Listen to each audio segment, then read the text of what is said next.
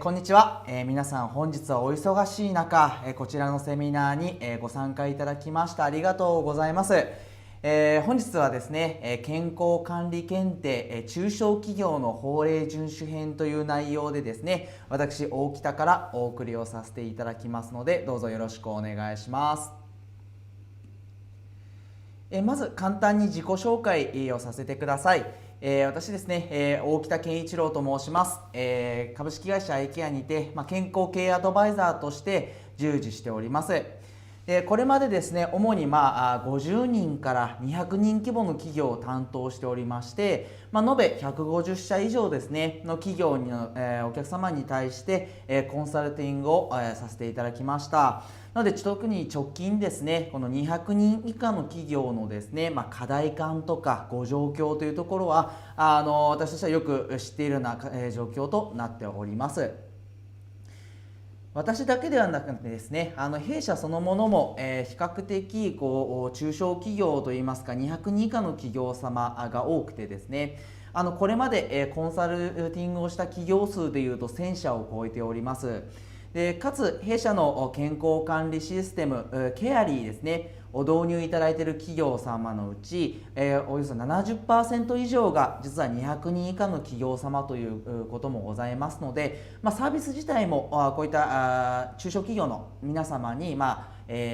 適したサービスというふうなことがいいのではないかと考えております。はい、そしてですね一つ問いになりますが、なぜ、200人未満の企業において、健康管理の、徹底が難しいのかというところなのですが、ですね中小企業における健康管理の難しさとして、大きくですね、これは私がいろんなお客様とお話をお伺いする上で、大きく2点足りないからだろうなというところが私としてはあるのですが、ちなみに皆様この2点何だと思われますか？ありがとうございます。こちら2点ですが、1つ目はですね、やっぱり人手不足です。どうしてもバックオフィスされている方々はですね、お一人で総務、労務とか全てのことを担当されていて、こういった健康管理に正直注力できないよという方が多いです。でかつ2点目は、大企業さんだったりしますと保健師ですとかそういった方々、専門家ですねが、社内にいるということは起こりえますが、やはり200人以下の企業様になりますと専門家がいない状態でやらなければいけないという事象が発生します。なので中小企業はですね、こう抜け漏れを解消するというテーマと同時に、いかに手間をかけずに体制を整えるかということが重要になってまいります。本日の目次になります。こちらですね、4点本日はお送りしたいと思いますので、何卒よろしくお願いします。早速ではございますが、健康管理検定をぜひ受けていただきたいなと考えております。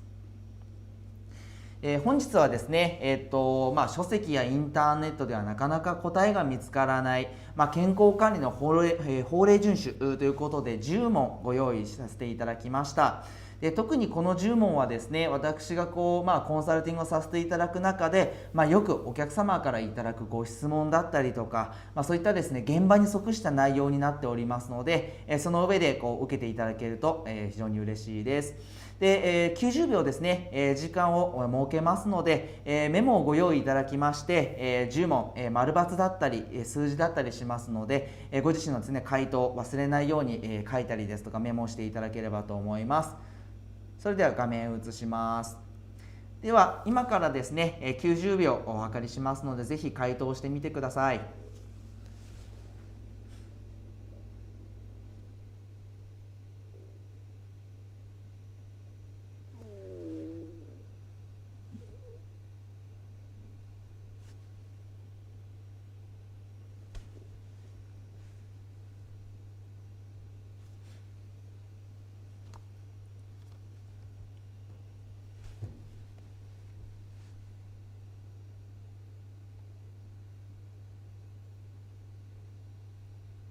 30秒経過いたしました。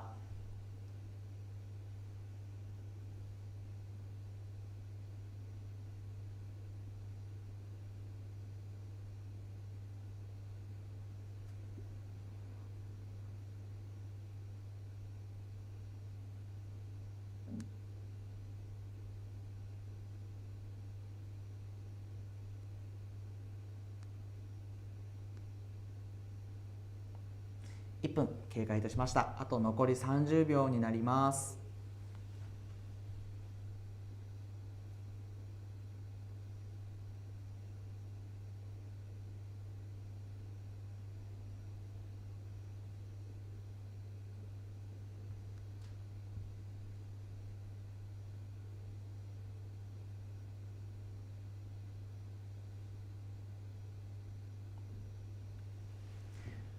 はい、お疲れ様でした。ありがとうございました。ではですね、次の画面で回答に移ります。ちょっと30秒ほど設定いたしますので、ぜひ答え合わせをしていただけると幸いです。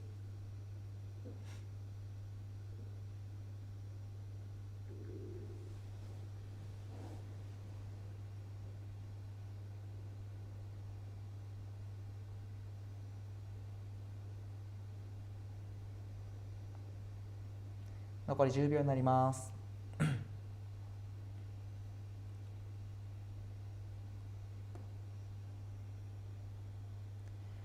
はい、ありがとうございます。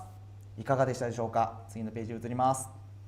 検定お疲れ様でした。正解数がですね、9問から10問の方、健康管理の領域ですね、プロフェッショナルでと言えるのではないかなと思います。6問から8問の方、基本的なのですね、内容をご理解されているのかなと。ただ踏み込んだですね、内容に関してはぜひ学んでいただけると嬉しいなと思います。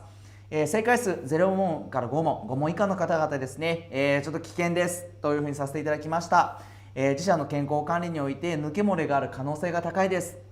どのですね、正解数の方もですね、ぜひちょっとこの後私の方から、各設問に関して解説をさせていただきますので、ぜひ何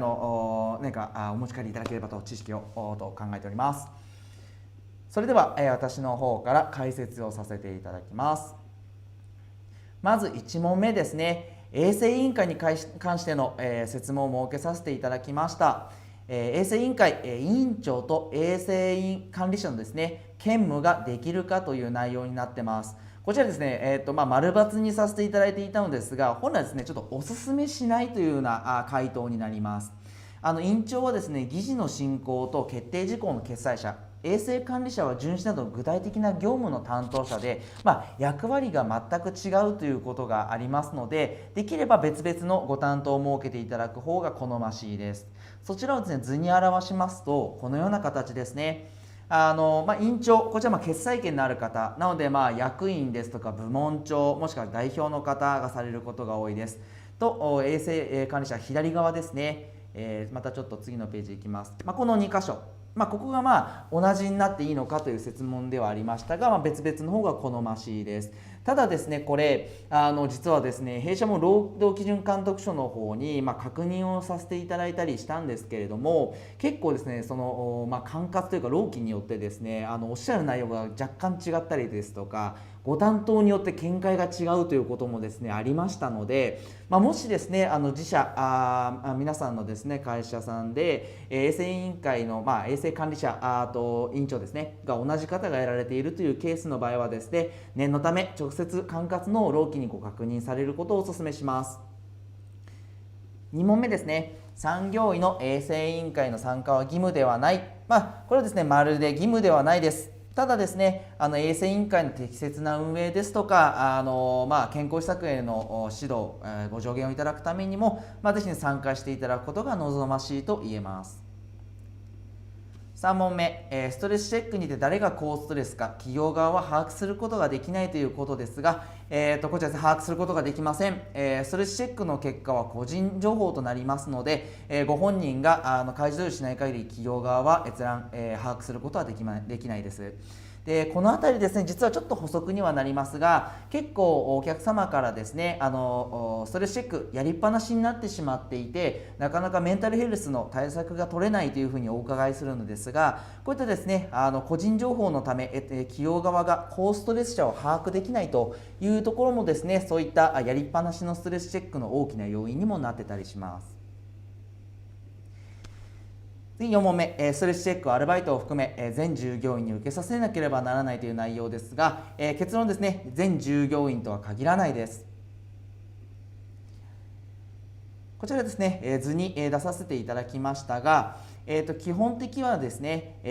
対象となられるのは、通常勤務者の4分の3以上働かれている以上の方になります。なので端的に申し上げると、社保の対象の方、これは正社員の方はもちろんそうですが、アルバイトや有期契約の方